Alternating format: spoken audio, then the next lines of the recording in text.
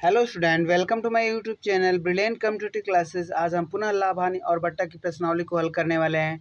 यदि आप प्रतियोगी परीक्षा की तैयारी करते हैं तो यह वीडियो तथा आने वाली सभी वीडियो आपके लिए बहुत उपयोगी होने वाली है। यदि आप चैनल पर नए हैं तो वीडियो को लाइक तथा चैनल को सब्सक्राइब कर दें और बेल आइकन को ज़रूर प्रेस कर दें ताकि हमारी सभी वीडियो का नोटिफिकेशन आपको मिल जाए। तो अब आते हैं प्रश्न पर। 1 रुपये में 12 टॉफ़ी बेचने पर किसी दुकानदार को 4% हानि होती है। अब 44% लाभ प्राप्त करने हेतु 1 रुपये में कितनी टॉफ़ी बेची जाए। तो ऐसे प्रश्न को देखिए, 100 और प्लस माइनस ए और 100 और प्लस माइनस बी और यहाँ पे क्वांटिटी, इस फार्मूले का यूज़ करके हम लगाएंगे। ए जो है पहला प्रतिशत जो कि हानि है तो हम माइनस लेंगे, और बी जो है 44%, बी जो है 44% है जो कि लाभ है, उसे हम प्लस लेंगे। तो अब हम यहाँ पर क्वांटिटी देखते हैं। क्वांटिटी जो है 12 टॉफ़ी की है। अब हम इस पर रखते हैं तो 100 माइनस 4 और बटे 100 प्लस 44 और इंटू 12, इतनी टॉफ़ी बेचनी पड़ेगी। तो यहाँ पर हम सॉल्व करते हैं। 96 और बटे 144 और गुणे 12, 12 रही हैं 144, 12 बटे 96। इस प्रकार 1 रुपये में उसे 8 टॉफ़ी बेचनी पड़ेगी और जिससे उसे जो है 44% का लाभ होगा। तो ऑप्शन बी जो है सही होगा। अब आते हैं अगले प्रश्न पर। एक वस्तु पर 15% बट्टा दूसरी वस्तु पर 20% बट्टे के समान है, उन दोनों वस्तुओं का मूल्य क्या हो सकता है। हम मान लेते हैं पहली वस्तु का मूल्य जो है ₹X है और उस पर 15% बट्टा है, तो यह बट्टा की राशि आ गई। X का जो है 15% और दूसरी वस्तु का मूल्य ₹Y है और Y का जो है 20%। यह दोनों समान है। देखिए, हम परसेंट से परसेंट हटा दें, 5 तिहाई 15 और 5 चौको 20। तो हमें यह पूछा गया है कि दोनों वस्तुओं का मूल्य क्या होगा, क्या हो सकता है इसमें से। अब देखिए, यहाँ पर हम x बाई वाई कर दें और यहाँ पर जो है 3 इधर लाएंगे तो 4/3। तो दोनों वस्तुओं का जो भी मूल्य होगा वह 4 और 3 के अनुपात में होगा। तो हम देखते हैं 4 और 3 के अनुपात में कौन सी संख्याएं हैं। तो यहाँ पर देखिए 20 चौको 80, 20 तिहाई 60। तो डी वाला जो ऑप्शन सही होगा, यही 4 और 3 के अनुपात में है। तो यहाँ पर जो है ऑप्शन डी सही होगा। अब आते हैं अगले प्रश्न पर। किसी वस्तु का छपा मूल्य ₹900 है, लेकिन एक खुदरा व्यापारी इसको 40% बट्टे पर खरीद कर इसे ₹900 में बेच देता है। खुदरा व्यापारी का प्रतिशत लाभ क्या होगा। याद रखें, अगर छपा मूल्य या अंकित मूल्य ₹900 है और 40% यदि बट्टे पे बेचा जाएगी तो इसका जो सीपी हो जाएगा 900 का 60% हो जाएगा, क्योंकि 40% डिस्काउंट है। तो यहाँ पर क्रय मूल्य मालूम हो जाएगा, तो हम 60% निकाल लेते हैं। 9 छक्का 54, ₹540 का वह खरीदा खुदरा व्यापारी और फिर ₹900 में बेच दे रहा है। तो हम 900 में से इसको घटाएंगे तो आ जाएगा 360। याद रखें, अगर वह क्रय किया ₹540 में और ₹900 में बेच रहा है तो उसका लाभ जो होगा 360 होगा और हमें लाभ प्रतिशत निकालना है। तो लाभ प्रतिशत निकालने के लिए हम लिखते हैं लाभ गुणे 100 बटे क्रय मूल्य। खरीदा कितने का था, 540 का। याद रखें, यहाँ पर हमने थोड़ा छोटे में कर दिया है, क्योंकि अगर अब एसपी यहाँ पर फिर बेच रहा है 540 का खरीदा, एसपी जो है बेच रहा है 900 का, तो इसका अंतर देखिए, 540 में खरीद के 900 का बेचेगा तो इसका अंतर जो है 360 का होगा। तो इस प्रकार ₹360 लाभ होगा। अब यहाँ पर 360 गुणे 100 बटे क्रय मूल्य, 0 से 0 काट दें और फिर 9 चौको 36 और 9 छक्का 54, और यहाँ से 2 पच्चे 10, 2 तिहाई 6, देखिए 4 पच्चे 20, 200/3, और यहाँ पे हल करेंगे तो 3 छक्का 18, 3 छक्का 18, 2/3%। तो इस प्रकार जो है 66 सही 2/3% खुदरा व्यापारी को लाभ होगा। तो ऑप्शन सी जो है सही है। अब आते हैं अगले प्रश्न पर। एक मकान तथा दुकान में से प्रत्येक को 1 लाख रुपए में बेचा गया। मकान पर 20% की हानि तथा दुकान पर 20% का लाभ रहा और कुल सौदे का परिणाम रहा। क्या रहा, इसमें से आपको बताना है। यहाँ पर देखें कि विक्रय मूल्य समान है। एक पे जो है मकान पे 20% की हानि हो रही है तथा दुकान पे 20% का लाभ हो रहा है। ऐसे कंडीशन में हमेशा हानि ही होती है, और वह हानि कितने रुपए के बराबर होगी उसके लिए आप 2 गुणे जो अमाउंट है 1 लाख का यहाँ पे लिखेंगे, और बटे 100 और बटे r² और यहाँ पे -1 कर देंगे। ठीक, अब यह फार्मूला हम यूज़ करेंगे, याद रखें। 2 गुणे जो विक्रय मूल्य है और बटे 100/r² - 1। तो हम इस पर सॉल्व करते हैं, 2 आएगा, और यहाँ पर 100 और बटे r 20 है, तो 20 का स्क्वायर 400 हो जाएगा, और -1।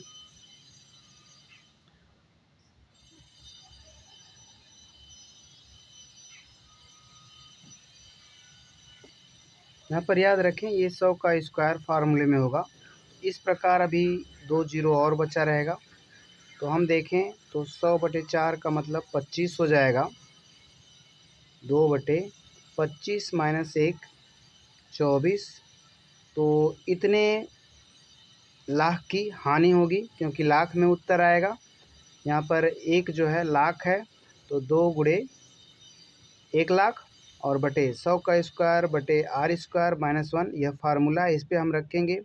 तो 2 बटे, और यहाँ पर काटेंगे तो 100/4 आएगा, और 4 से भाग देंगे तो 100 में 25 आएगा, और 25 में से घटाएं तो 24। अब यह हानि होगी। ऐसे केसेस में हमेशा जो है हानि ही होती है। यदि विक्रय मूल्य समान है, एक को 20% हानि पे बेचा जा रहा है, एक को 20% लाभ पर, ऐसे कंडीशन में हमेशा हानि होती है, और वह हानि निकालना है तो यह फार्मूला यूज़ करते हैं। क्योंकि यहाँ पर एक जो है लाख में है, तो यहाँ पर लाख में ही उत्तर आएगा। 1/12 लाख की हानि होगी, तो यहाँ पर सी ऑप्शन सही होगा। अब आते हैं अगले प्रश्न पर। रवि कुछ टॉफ़ियाँ 1 रुपए की 2 की दर से खरीदता है और उन्हें 1 रुपए की 5 की दर से बेचता है। तो हम पहले सीपी निकाल लेते हैं। 1 रुपए में 2 खरीद रहा है, तो एक का दाम 1 रुपए में 2 खरीद रहा है, तो यहाँ पे रुपए लिखेंगे, यहाँ पर टॉफ़ियों की संख्या। अब यह जो है क्रय मूल्य होगा 1/2 रुपए, यह जो है क्रय मूल्य हो गया एक टॉफ़ी का। अब हम एसपी निकालेंगे, क्योंकि बेच रहा है 1 रुपए की 5, तो 1/5 उसका क्या हो गया, विक्रय मूल्य।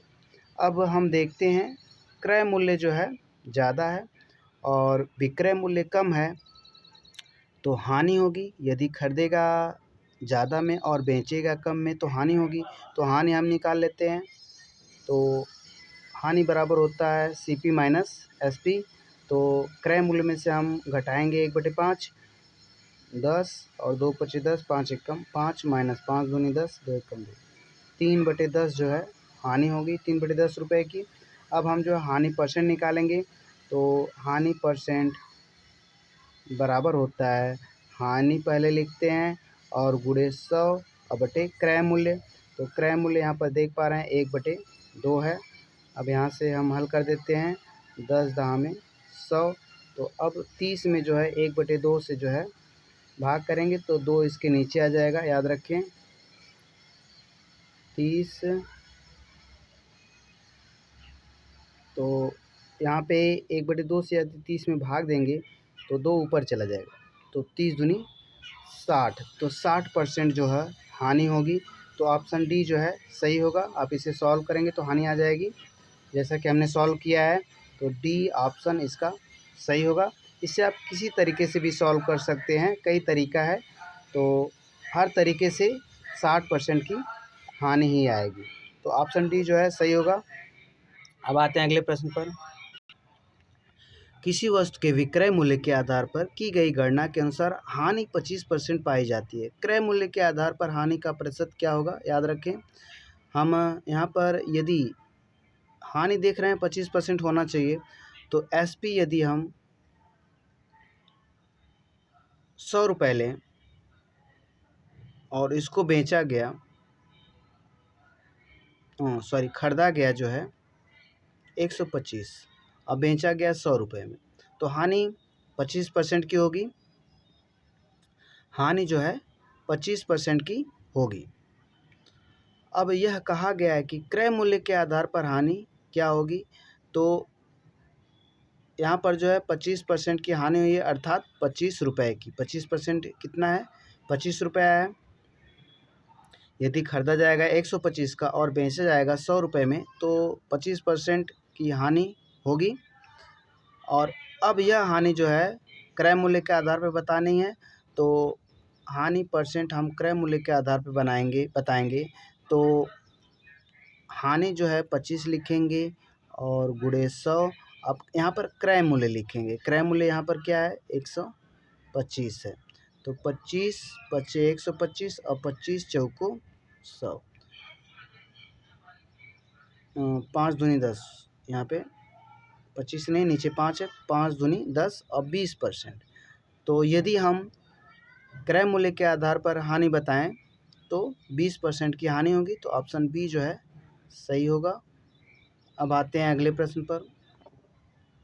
एक वस्तु का क्रय मूल्य 100 रुपये है, 50% छूट देने के बाद 50% लाभ हो, इसके लिए वस्तु का बाजार मूल्य क्या होगा। तो याद रखें, यहाँ पर सीपी जो है 100 रुपये है और इसको बेचना है, और 50% लाभ हो और 50% की छूट के बाद, 50% छूट देने के बाद भी 50% लाभ चाहिए, तो हम इसका मूल्य कितना अंकित करेंगे या बाजार मूल्य क्या होगा, यही प्रश्न है। तो याद रखें, यदि 50% लाभ हमें चाहिए तो एसपी कितना होना चाहिए, पहले हम यह देख लें, छूट की बात हम बाद में करेंगे। तो एसपी कितना होना चाहिए, 150% होना चाहिए। तो 100 का 150% कितना होगा, तो 100 का 1% देखा जाए 1 होगा। हमें 150% निकालना है, तो 100 का 150% सीधे सीधे हम निकाल सकते हैं। तो 100 का 150% 150 ही होगा। 100 गुणे 150 और बटे 100 यदि करें तो हम देखेंगे कि 150 रुपये ही आएगा। एसपी जो है 150 रुपये होगा।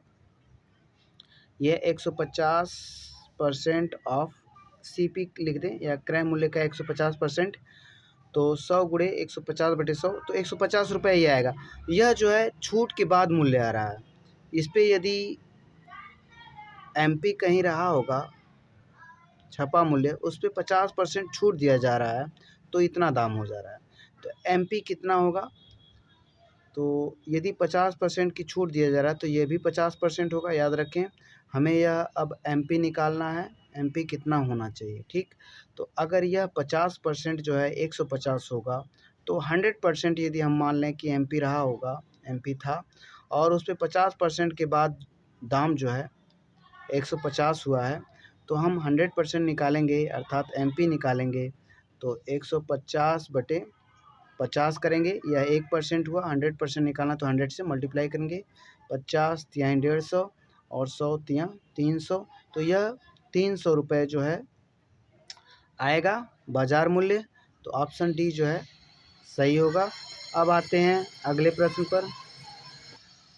निम्नलिखित क्रमवार बट्टों की श्रेणियों में कौन सी श्रेणी एक ग्राहक के लिए सबसे अच्छी है। तो ग्राहक के लिए अगर देखा जाए, समतुल्य बट्टा जो ज़्यादा होगा वही ग्राहक के लिए अच्छा होगा। तो यहाँ पर ग्राहक के लिए बताना है कि कौन सा बट्टा, क्रमवार बट्टा सबसे बेहतर है उसके लिए। तो जो सबसे ज़्यादा होगा वही, तो हम समतुल्य बट्टा तीनों का निकाल सकते हैं। इसके लिए पीछे कई प्रश्नों में बताया गया है, लेकिन इसमें ये बताना है कि ग्राहक के लिए कौन सबसे बढ़िया समतुल्य बट्टा होगा। तो इसके लिए एक तरीका आप बताते हैं, जो सबसे बड़ा होगा। देखिए 30 है, 20 है और 10 है। तो 30 है, 10 है, 15 है, 30 किसी में नहीं है। देख रहे हैं यहाँ पर 30 है, तो यहाँ पर दूसरे नंबर पे 15 आएगा, 30 15, और यहाँ पे 30 है और फिर 20 है। तो यहाँ पर देखिए यह वाला बट्टा जो है बढ़िया होगा। दूसरे नंबर पे जो है बढ़ोतरी देखी जा रही है, तो यहीं से हम अंदाज़ा लगा सकते हैं। तो भले यह तीसरे नंबर पे कम हो जा रहा है, उससे मतलब नहीं है। दूसरे नंबर पे आप देखिए 20% है, और यहाँ पर अगर हम घटते क्रम में कहें तो 30 है, 15 है। तो दूसरे नंबर पे 15 है, भले यह तीसरे नंबर पे जो है बराबर चल रहा है, लेकिन ये दूसरे नंबर पे 15 है और यहाँ पे दूसरे नंबर में 20% है। तो यह बट्टा जो है एक ग्राहक के लिए बेहतर होगा। तो ऑप्शन ए जो है इसका सही होगा। अब आते हैं अगले प्रश्न पर। यक्स दो वस्तुएं बिना किसी लाभ हानि के 400 रुपये प्रति वस्तु की दर से बेचता। यदि उनमें से एक को 25% लाभ पर बेची हो तो दूसरे को कितने % हानि पर बेची थी। तो याद रखें, बिना किसी लाभ और हानि के बेचा जा रहा है, और वो भी 4000 प्रति वस्तु। तो एसपी जो हो जाएगा दो वस्तुएं का, क्योंकि एक वस्तु 4000 में बेची जा रही है, तो एसपी 4000 और दूना 8000 एसपी हो जाएगा, याद रखें। और सीपी हम निकाल ले रहे हैं,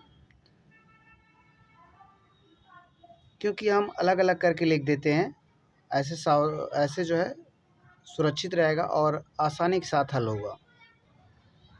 तो देखते हैं, हम एसपी लिख देते हैं। पहले वस्तु का एसपी 4000 रुपये और दूसरे को भी 4000 रुपये का बेचा जा रहा है। इस पे जो है 25% लाभ हो रहा है एक पे। तो याद रखें, यदि तो यह 125% हो जाएगा। यदि 4000 का बेचा जा रहा है, इस पे 25% प्रॉफिट है, तो 125% देखा जाए तो 4000 होगा। अब हम यहाँ पर सीपी निकाल सकते हैं। यह पहली वस्तु का एसपी है, हम पहले वस्तु का सीपी निकालने का प्रयास कर रहे हैं, जिस पे 25% प्रॉफिट हो रहा है। तो हम 100% निकालेंगे। 100% निकालने के लिए पहले 4000 बटे 125 करेंगे तो 1% हुआ, और 100% निकालेंगे तो 100 से मल्टीप्लाई, 25 चौको 100 और 25 पचे 125, 5 बटे 40, 8 चौको 32। तो ये 100% ही सीपी होगा। तो यह जो है सीपी पहले वस्तु की जो हुआ 3200। याद रखें, पहले का यह एसपी है और यह पहले का सीपी हुआ।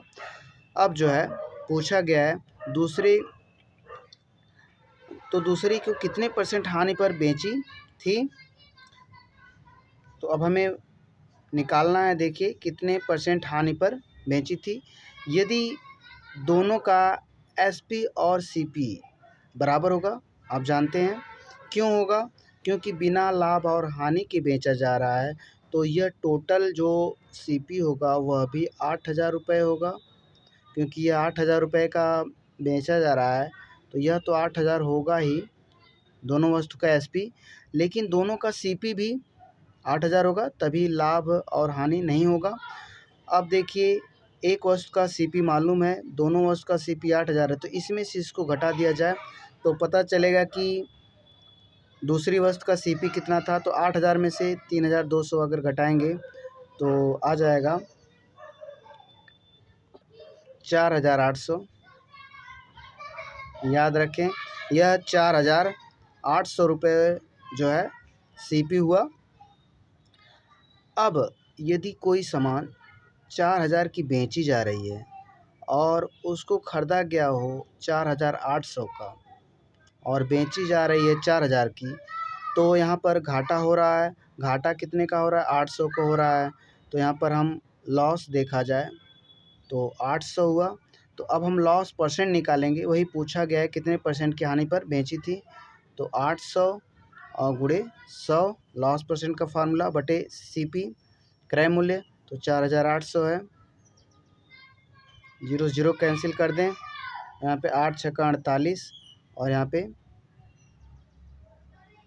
2 से काट दें, 2 पचे 10 और 2 तियां 6।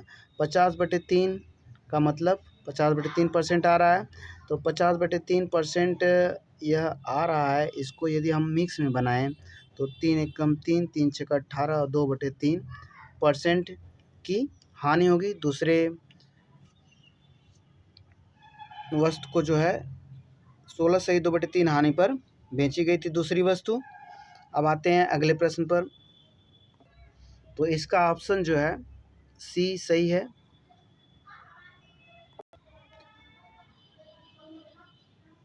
एक व्यक्ति 2 मशीनों में से प्रत्येक को 396 में बेचता है। एक पर उसे 10% लाभ और दूसरे पर 10% हानि होती है। पूरे सौदे में उसका लाभ या हानि बतानी है। तो याद रखें, यदि विक्रय मूल्य जो है समान है और एक पर जो है 10% हानि और दूसरे पर उतने ही परसेंट की लाभ होता है, तो ऐसे कंडीशन में हमेशा हानि ही होती है। और हानि जो होती है r² बटे 10 का स्क्वायर कर दें या 100 कर दें, ठीक। यह हानि होती है तो हम इसी फार्मूले से इतने परसेंट की हानि होती है हमेशा, तो हम इसी फार्मूले से हानि निकाल ले रहे हैं। तो r² यहाँ पर देखा जाए तो 10 दहा में 100 r, या यदि r की वैल्यू रखेंगे तो 10 होगा, या रख ही दें 10 का स्क्वायर और बाई ये फार्मूले में है 10 का स्क्वायर, इतने परसेंट की हानि होगी। तो यह हानि जो है 1% की होगी। तो इस प्रकार इसका उत्तर जो है ऑप्शन बी होगा। लेकिन कभी कभी ऐसे पूछा जाता है कि यह कितने रुपए की हानि हुई, हम उसको भी बता दे रहे हैं कि किस फार्मूले से वह लगेगा। यदि परसेंट पूछ रहा है तो ऐसे लगाएंगे, यदि पूछ रहा है कितने रुपए की हानि होगी तो उसके लिए फार्मूला यूज़ करेंगे 2 गुणे जो अमाउंट है या पैसा जो है विक्रय मूल्य प्रत्येक वस्तु का, इसको हम यहाँ पर रखेंगे 396 और फिर बटे करेंगे। अब यहाँ पे 100 का स्क्वायर बटे r का स्क्वायर और -1, इस फार्मूले से यदि आप लगाएंगे तो हानि की राशि भी मिल जाएगी। यह आपको हमने एक्स्ट्रा बता दिया। इसका उत्तर हालांकि पहले ही आ चुका था, ऑप्शन बी, यह 1% की हानि है। तो यहाँ पर यह पूरा चैप्टर आज समाप्त हुआ लाभ हानि का। अब हम अगले चैप्टर की शुरुआत के साथ जो है मिलेंगे।